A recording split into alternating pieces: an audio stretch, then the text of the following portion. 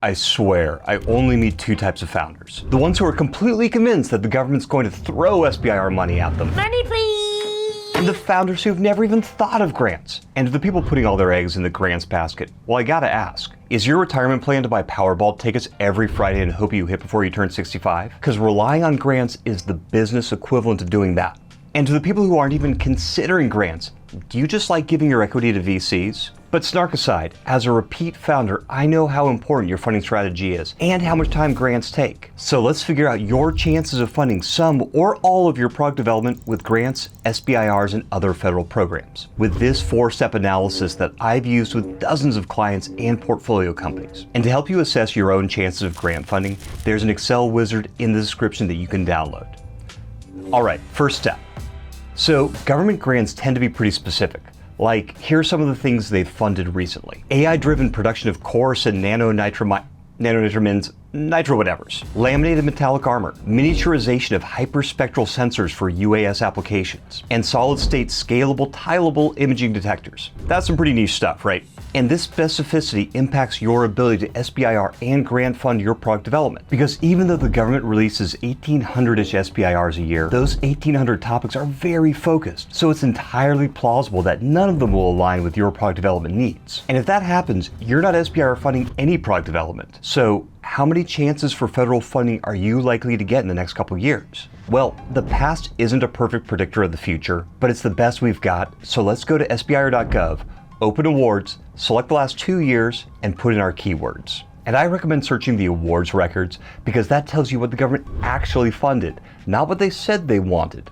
And for this video, let's explore the funding outlook for a slingshot-based space launch technology. So let's put in space launch, then count all the good results. So the results that could have funded our product development had we been working on this space launch concept a couple years ago. And a good result could be broad, like a topic that just says, we want to build things related to space launch. Well, our slingshot is related to space launch, so that's a good topic. Or a good result could be narrow, like we want to build space launch motors, or we want to build heat-resistant materials for space launch. And those are also good topics if we need to create those subcomponents and materials for our slingshot.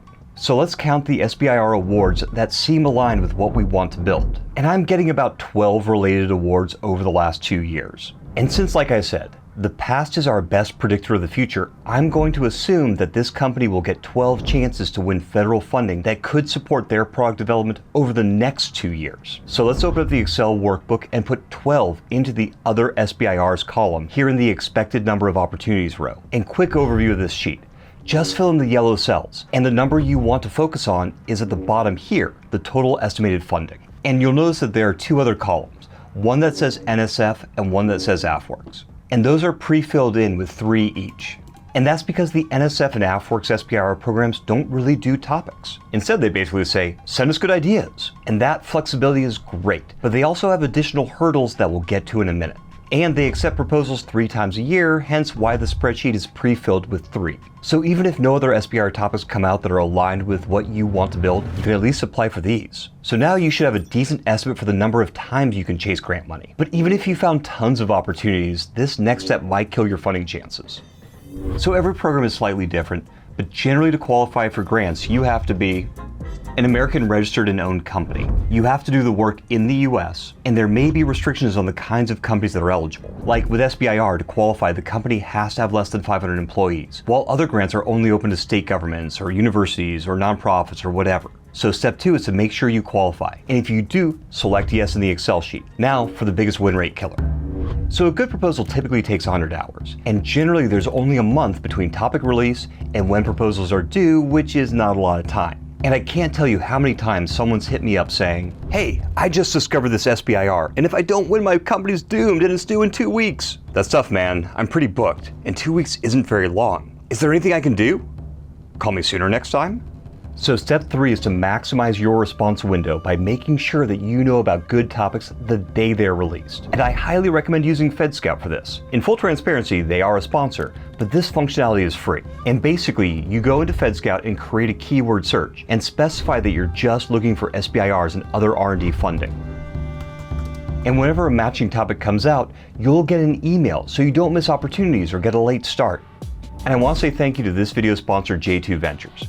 Grants are great, but that money can only be used for product development, and successful startups need sales, marketing, and a whole lot more. So whether you decide to chase grants or not, if you're looking for growth capital, a raise from J2 can give you the cash and expertise you need. So thank you to J2. Now it's time to figure out your chances of winning all these aligned grants that you qualify for and that you have time to respond to. And I've crunched the numbers, and over the last few years for SBIR Phase 1s, there have been about 6 proposals for every 1 winner. So baseline, you have about a 1 in 6 or 17% chance of winning. But that's the average, and I know companies that have applied dozens of times and never won, while I have about a 75% win rate. So let's try to get a sense for what your win rate might look like. And there's no precise formula here, but here's what I do when I'm trying to estimate my chances. I find 3 experts in the field. I show them the SBIR topic I found, I explain my idea and R&D plan to them, and see whether 1, they're excited or skeptical, 2, whether I have strong answers to their questions, 3, whether they think my research plan is viable, 4th, whether they think my solution is novel, 5th, whether they think my solution could solve the problem in the SBIR, 6th, whether they think my team can do the work, and 7th, whether they think that we could convert the R&D into a product and then sell that product. And based on these questions, I adjust my score up and down. All these questions are in the Excel sheet, and there's no precise math here. And if you don't have 3 experts, just look at the topic you found, think about what you'd propose building in response to each topic, and ask yourself the questions. But if you do self-evaluate, go hard on yourself. There's no benefit to overestimating your chances of winning. And if you get a good response on most of these questions, then maybe give yourself a 50% chance of winning. And if you mostly get negative or shaky responses, your odds of winning are probably closer to 0. And if you're really not sure how you stack up, just give yourself a 17% chance of winning, since that's the historical win rate. So make your best guess and put that number into your Excel sheet. Now let's talk about your AFWorks win rate. And for AFWorks, your product has to be fully functional and preferably being sold to commercial customers. And if you aren't selling yet, you at least need to have gotten an investment from some credible VCs. And if you haven't gotten investor funding and your product isn't mature, then your chance of winning an AFWorks SBIR are basically 0. But if you do meet these additional factors, add your win chances to the AFWorks column. Next, we need to assess your chances of getting an NSF SBIR. And the NSF has 3 additional criteria. First, the tech you want to develop has to be technologically daring. Or said another way, if the science is settled and there's no real doubt that technically speaking, you could build the product you have in mind, then you aren't going to win. Second, you need at least 1 and preferably multiple people with PhD level expertise in your field. So you need people who've dedicated years of their life to and have published extensively about the technology you want to create. And third, your solution has to have real world impact. So if you just want to fund academic research that'll sit on a shelf, the NSF isn't a good fit. So if you meet all 3 of these additional criteria, add your SBIR win rate to the NSF column. Otherwise, put a 0 there. And once you have all these fields filled, the Excel sheet will show you how much money you could get if you chase all the grants that are likely to come out over the next 2 years. And this is a huge deal. Every dollar of product development that you fund with grants is a dollar of equity you save. So there is a direct connection between your success with grants and the amount of your company that you're going to own. But that just tells you how much money you could get. It doesn't tell you how to integrate that money with venture and other funding sources to create a dependable funding plan. So for our recommendations on how to create a funding plan that lets you move fast while saving equity, check out the video on the left.